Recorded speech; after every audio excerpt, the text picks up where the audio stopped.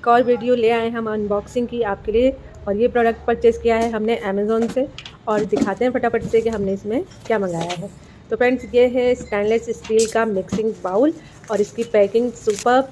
Bubble wrap में इसको pack किया है। जब इसको खोलकर देखने पर पता लगा इस पर कोई भी स्क्रैच नहीं थी, बिल्कुल फ्रेश क्वालिटी। वाव, बहुत ही फिनिशिंग है इस प्रोडक्ट में। प्राइस है 407 रुपीज़। कैपेसिटी है 4 लीटर और ये बहुत अच्छा प्रोडक्ट है। अगर आपको भी चाहिए तो कमेंट करें, मैं लिंक शेयर कर दूँगी।